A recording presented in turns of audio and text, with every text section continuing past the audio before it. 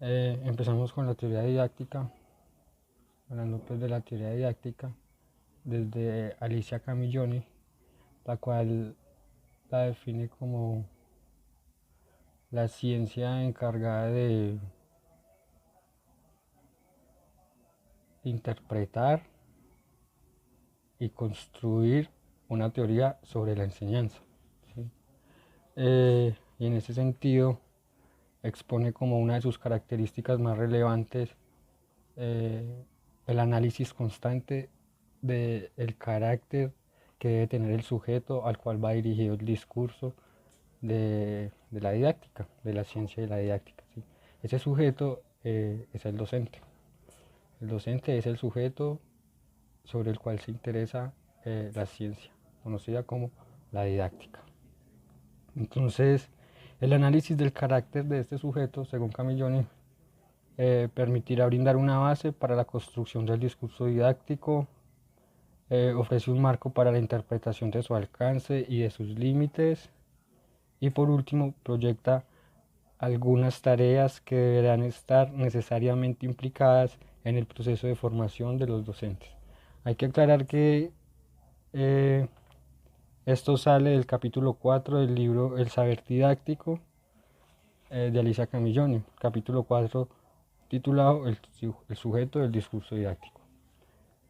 Eh, Aquí Camilloni señala que existe una estabilidad epistemológica, aunque el discurso didáctico ha variado en el trasegar del tiempo, ha existido una estabilidad epistemológica en lo que al discurso sobre el sujeto se refiere.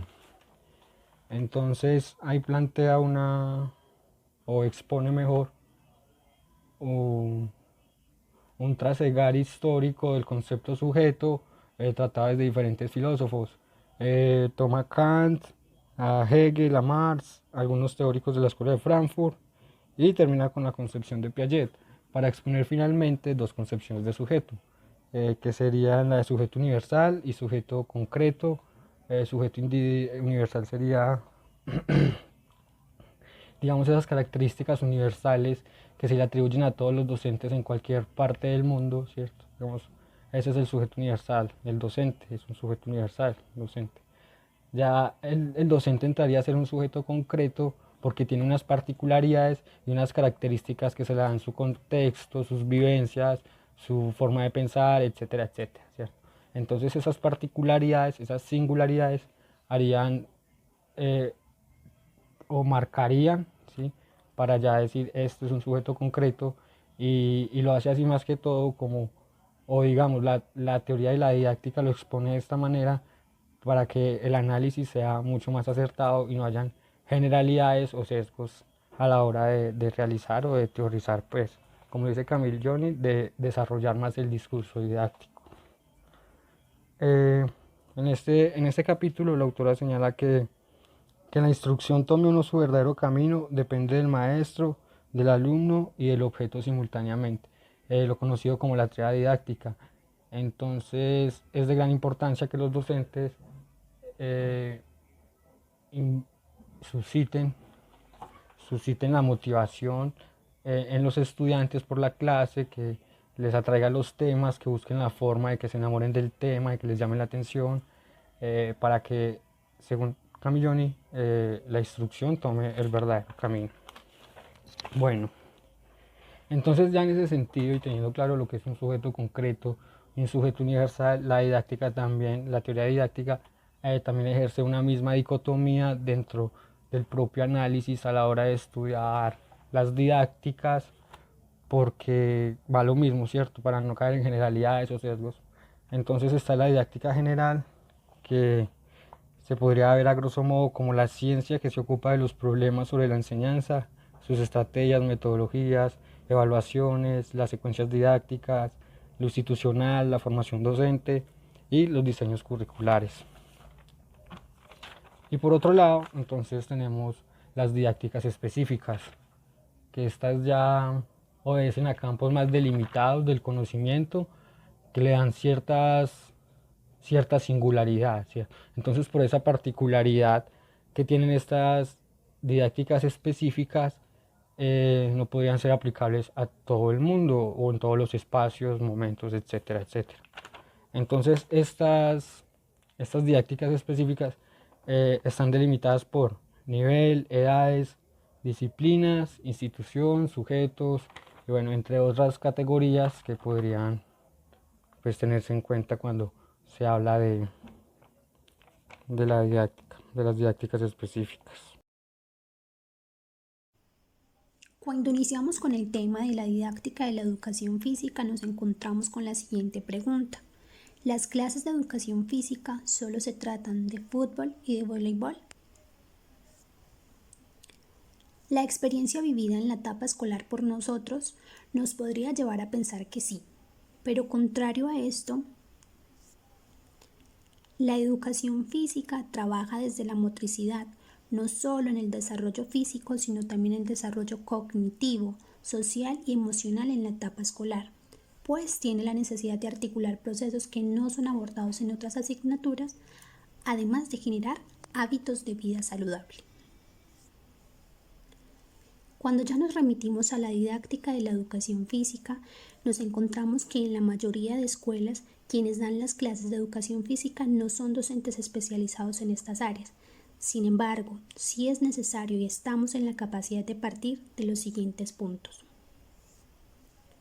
Primero, la identificación y conocimiento de contenidos relacionados con la motricidad en la etapa infantil para plantear adecuadamente cada sesión y asegurar una intervención lo más exitosa posible.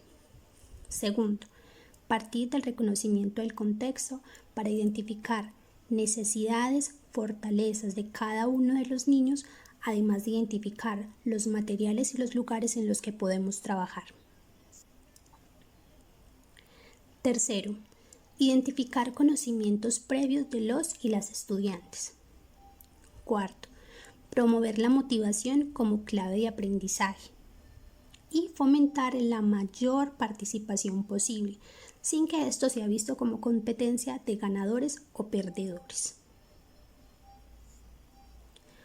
Otro punto que también debemos tener en cuenta dentro del que trabaja las didácticas es establecer las normas para evitar posibles accidentes, inconvenientes o posibles confusiones.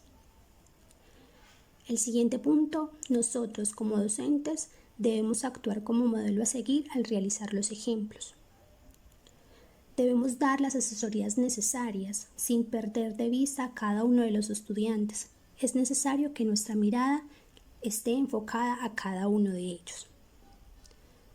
Y por último, debemos implementar actividades que generen trabajo colaborativo, en donde el niño y la niña sean los protagonistas e intenten resolver cada uno de los problemas que se plantean en la clase.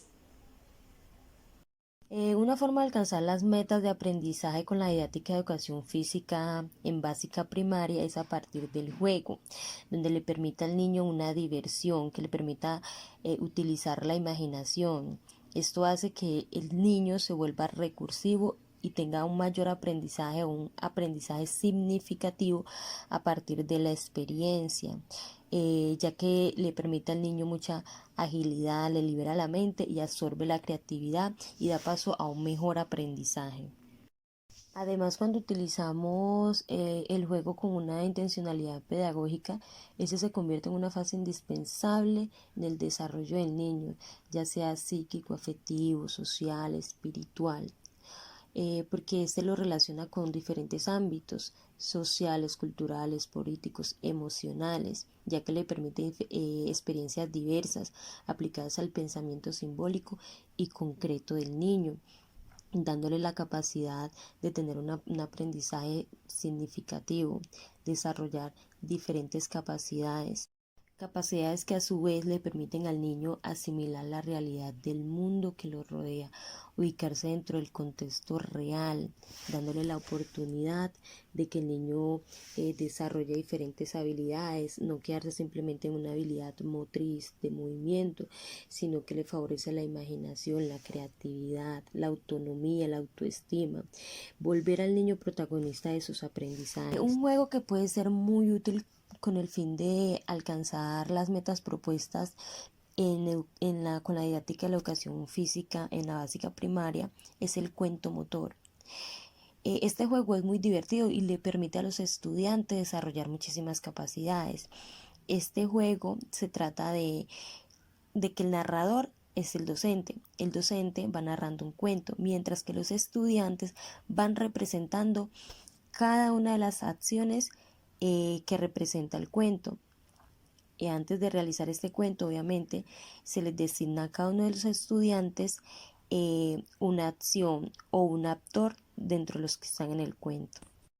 Entre los objetivos más destacados que se pueden conseguir con el trabajo metodológico del cuento motor en los estudiantes, podemos encontrar el desarrollar las habilidades motrices, el desarrollar las aptitudes de movimientos, el favorecer la imaginación, la fantasía, la creatividad, la afectividad y la sociabilidad, lo que les ayudará a formarse en diversas capacidades que les servirán a lo largo de sus vidas, tanto en lo personal como en lo social. También están los objetivos de desarrollar la expresividad, favorecer el desarrollo cognitivo, favorecer la autonomía y la autoestima, al igual que ser protagonista al niño de sus aprendizajes.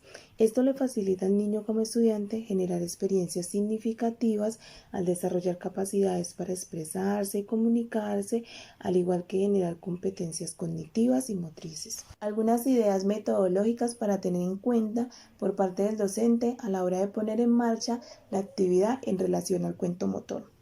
El docente debe realizar una explicación sencilla del cuento. Con los grupos de estudiantes que vaya a trabajar no deben de ser numerosos. Por ejemplo, debe haber un mínimo de 10 estudiantes o un máximo de 20. El docente debe de tener ese conocimiento con antelación de lo que es el cuento motor, de los materiales con los que va a trabajar, es decir, hacer una selección de los materiales que mejor le funcionen para realizar la actividad. En este proceso debe haber un respeto, de existir ese respeto entre todos los estudiantes y también el docente. Este sería un trabajo colaborativo donde se respeten las diversidades y también las particularidades que tiene cada estudiante. Siempre se debe tener presente que en una actividad del cuento motor debe haber un tiempo estipulado. Para cada sesión siempre se debe tener un tiempo que permita hacer lo que son pausas activas, esto con el objetivo de evitar que los estudiantes se cansen o le cojan pereza a lo que es la actividad.